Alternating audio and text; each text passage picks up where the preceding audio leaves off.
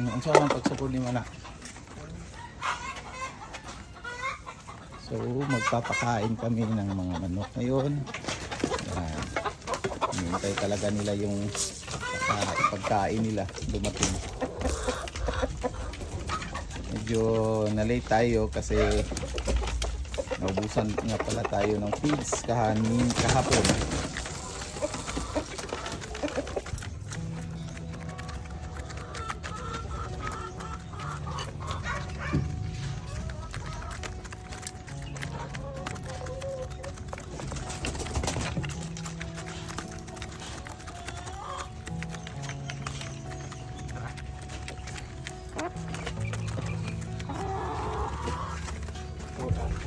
So dito tayo sa coop number 2.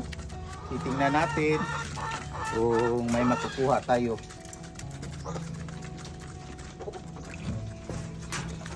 Kadalasan kasi umaga talaga sila nangingitlog. Marami tayong makukuha ng itlog. Ayan. So dito. Tingnan nyo mga kaagri. May dalawang itlog dyan. May isa dito. So, ping pong balls ito. Yan, puta.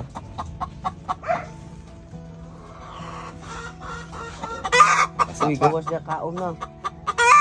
Labas na. Kain na. So, bali, dalawang itlog yung nakuha natin dito sa coop ngayon.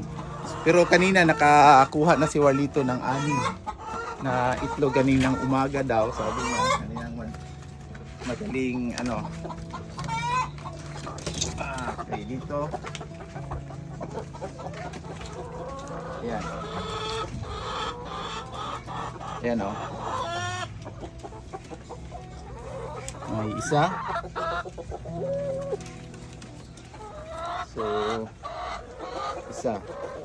So bali to yung nakuha natin dito 4, tapos 2 dyan, tapos 2 dito. Kasi nire-record namin ni Warlito yung nakukuha naming itlog araw-araw kada coop para meron kaming record po. So dito sa last na kulungan.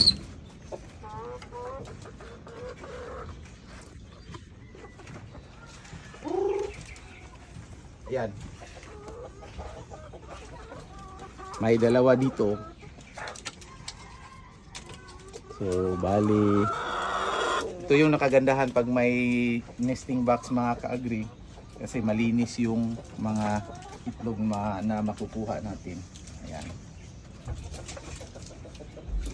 Ayan o, kung makikita nyo mga ka-agri, maraming mga white spot.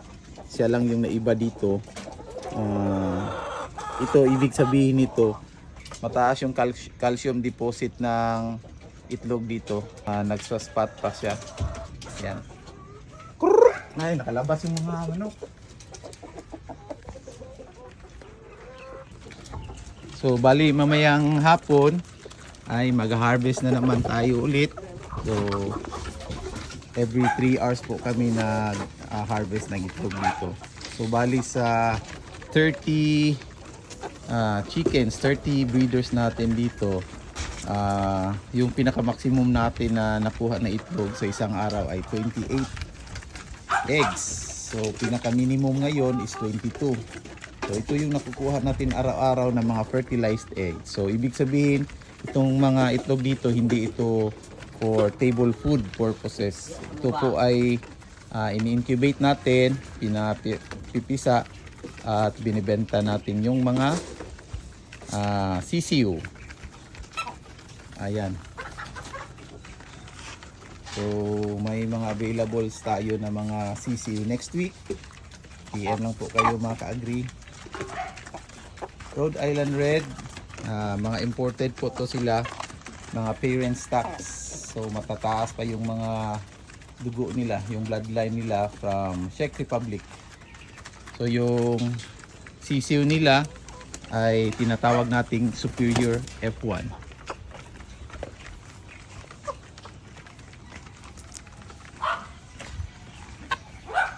Balik na. Balik na. Ayan.